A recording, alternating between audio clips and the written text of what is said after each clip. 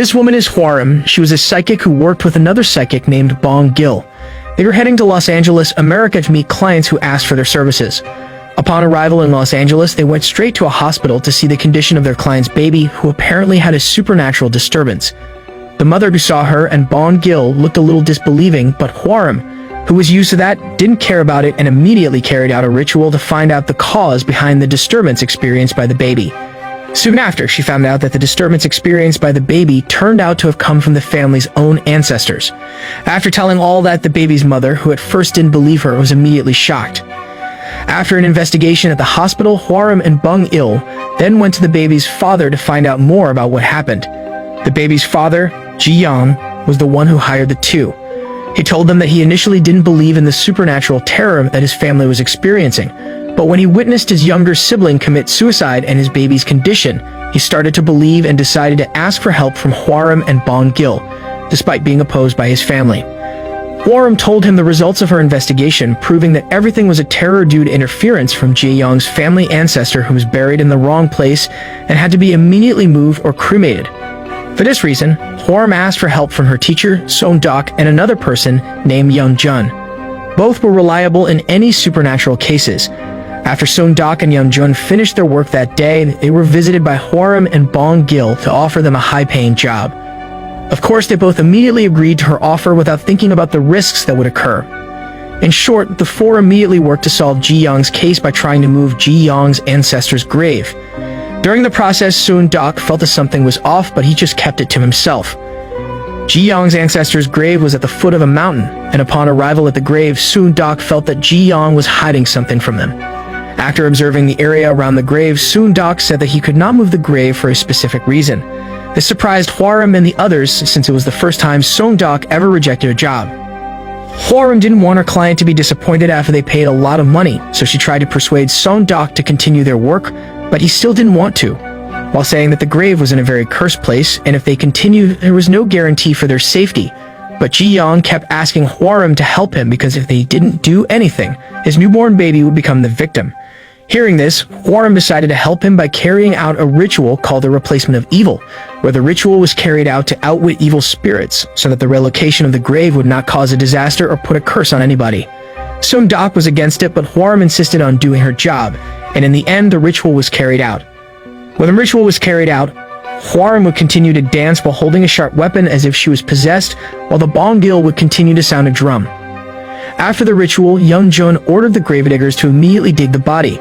At first, everything seemed to be going according to plan and there were no obstacles, but without the four of them knowing it, after they left, one of the gravediggers, who was still there, saw a snake, and with the shovel he held, he killed the snake, and right after that, the clouds suddenly turned black as if a bad omen was about to happen. On their way to the burial place, the rain suddenly fell. Son-dok saw that as a bad omen and told Ji-young to postpone the burial until tomorrow. Ji-young agreed and decided to put the body in the mortuary guarded by Young-jun, while Son-dok, who still felt something was strange, went to a temple not far from the initial grave. There he met a man and asked whether the man knew the history of Ji-young's ancestor's grave on the mountain. The man then told him that according to rumors, the grave belonged to the richest man in the north and was always the target of grave thieves, but none of the grave thieves ever succeeded in opening the tomb, and in fact, the thieves ended up killed thanks to the curse put on the grave. Upon hearing that, Son-dok rushed to contact Hwarim. Meanwhile, a guard of the mortuary was trying to open the coffin belonging to Ji-young's ancestor because he was tempted by the treasures inside. When Hwarim and Bong Gil came, the officer had managed to open the coffin a little, and just a moment later, the cold air immediately came out of it and made Hwarim suddenly unconscious. Son-dok and Young-jun, who found out about the incident, immediately went to check on Hwarim, who was currently being treated at the hospital. Hwarim said that something evil had come out of the coffin. At the same time, an old relative of Ji-young was seen opening a window after hearing a sound from the outside. Suddenly, something entered the house and killed the old man. Hwarim was seen carrying out a ritual to lure the spirit into Bong Gil's body so that she could find out what the spirit wanted. Hwarim finally found out that the spirit desired to destroy all his descendants. After hearing this, she immediately contacted Son-dok to rush to Ji-young's place. Meanwhile, Ji-young, who was alone, suddenly got a call from Son-dok to open the window and walked away from the door because his spirit was targeting him. However, it turned out that the one who called him was not Son-dok but the spirit himself, while the real Son-dok, who finally arrived at the place, found Ji-young already possessed by the spirit. Shortly after, Ji-young fell unconscious. Feeling that the situation was increasingly threatening the safety of the client's family, Soon-dok immediately contacted Hwarim and the others to cremate the body of Ji-young's ancestor, because if not, the entire family, including the baby, would become victims.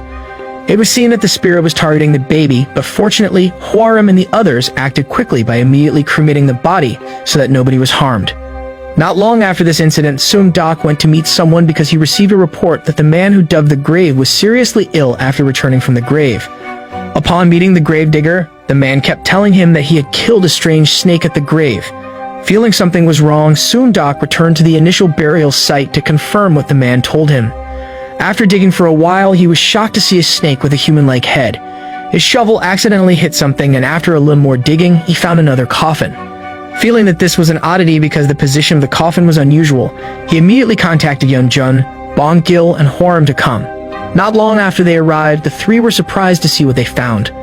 Soon-dok said that when found, the coffin was buried vertically and was chained as if the coffin was never supposed to be opened by anyone. What was even more strange was that the height of the coffin was not common for most normal humans. It had a height of 2 adult humans. Hwarim felt there was something evil beyond the spirits of Ji-young's ancestors. Soon-dok felt that disaster might surround the area if they left the coffin as it was, so he decided to take it to reseal the coffin. The other had no other choice but to carry the mysterious coffin, but because it was late, Soon-dok took the initiative to the monk at the temple to stay overnight there.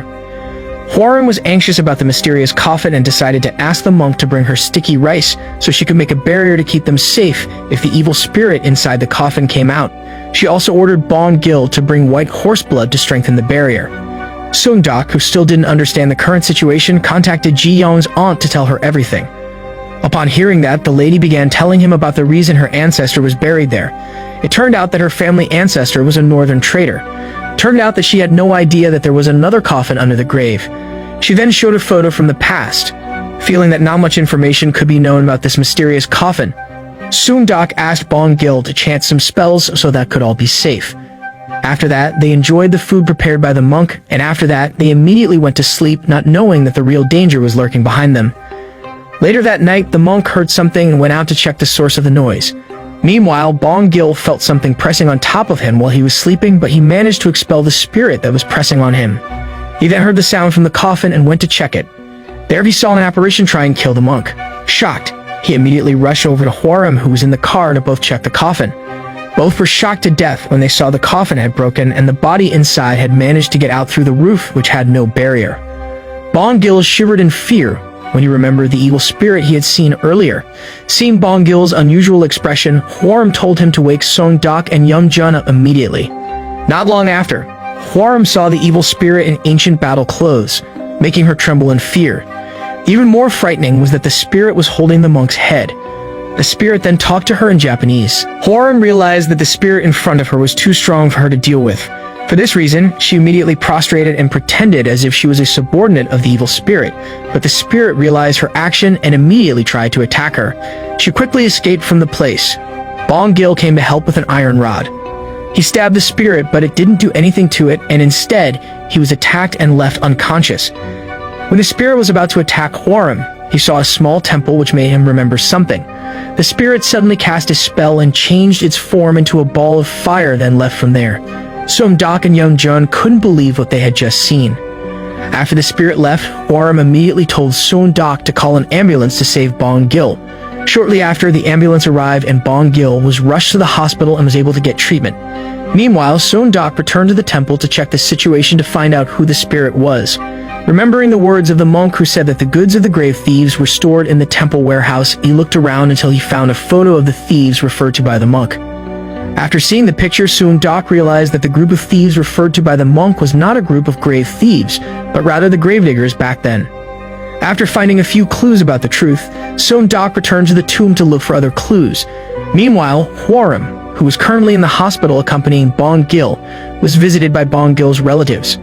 Knowing that Bong-gil's condition was because his body was possessed by the evil spirit, Hwarim asked Bong-gil's relatives to carry out a spirit summoning ritual to find out who the evil spirit really was.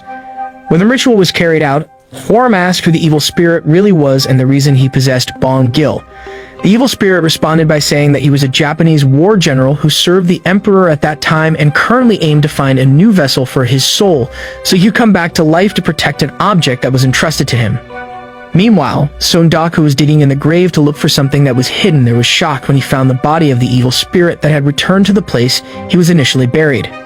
Seong-dak came to Young-jun to discuss something about his discovery, namely a cursed iron that cursed the land, and if they wanted to break the curse, they had to immediately find the cursed iron, which was probably buried in the site where they found the evil spirit's coffin. They then told Hwarim about it, and she responded that searching for the cursed iron was the same as facing death itself. But since it was the only way to save Bong-gil from letting his body be taken by the evil spirit, she agreed to Seong-dak's plan to look for the cursed iron. They then lured the evil spirit out of his grave. Suddenly, Bong-gil experienced convulsions and their conversation ended there. When the doctor was treating Bong-gil, Hwarim saw that the evil spirit did not injure Bong-gil's body part where there were tattoos on it. They had the idea to make temporary tattoos on their faces so that the evil spirit wouldn't hurt them. In short, Hwarim, Seong-dak, and Young-jun returned to the evil spirit's grave. Before the evil spirit showed up, they put fish to lure the evil spirit to come out. And when they felt that all the preparations were finished, they hid to wait for the evil spirit to wake up.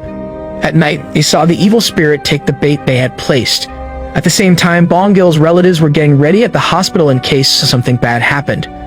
When the evil spirit appeared and was lured to a tree that had been smoked, Seong-dak and Young-jun immediately rushed to the grave to dig the cursed iron, while Hwarim bought them time by trying to talk to the evil spirit, pretending that she was the guardian spirit of the hill. Hwarim, who knew that the evil spirit still thought that they were still in a war, told him that the war was over, but the evil spirit didn't believe her and said that the war was not over. Hwarim, while holding back her fear, tried to tell the evil spirit to leave the hill. However, the evil spirit refused to comply and arrogantly said that he didn't want anyone but the emperor to order him. Meanwhile, Seong-dak and Young-jun were frustrated because they couldn't find what they were looking for. Even the hoe that Seong-dak brought was broken. Young-jun thought that it was no longer safe for them to continue their job. Their lives were increasingly threatened, while Hwarim, who was currently buying time for them, her action was discovered by the evil spirit, who immediately tried to attack her. Luckily, an old lady who turned out to be the ancestor of Hwarim came to help her, allowing her to escape from the evil spirit. She rushed to meet Seong-dak to ask if he had found the object he was looking for. She then met Young-jun, who immediately told her that they couldn't find anything at all. Suddenly, a ball of fire, the embodiment of the evil spirit, headed towards the grave. Seong-dak, who was still in the grave, was left shocked to face the evil spirit right in front of his face. The evil spirit was about to grab Seong-dak to take his heart, but this was prevented by Hwarim and Young-jun by pouring the evil spirit with white horse blood they had prepared until he disappeared. They immediately tried to save Seong-dak, but unexpectedly, the evil spirit came back and immediately grabbed them.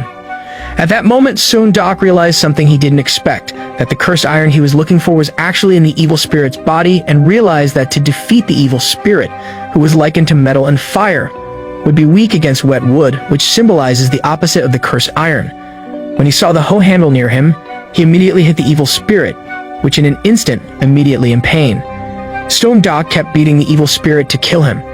Right when the evil spirit finally disappeared, Bong-gil regained his consciousness. In short, after this incident, Hwarim and Young-jun stayed at the hospital to monitor Seong-dak's health. Bong-gil recovered soon after and joined them to accompany Seong-dak.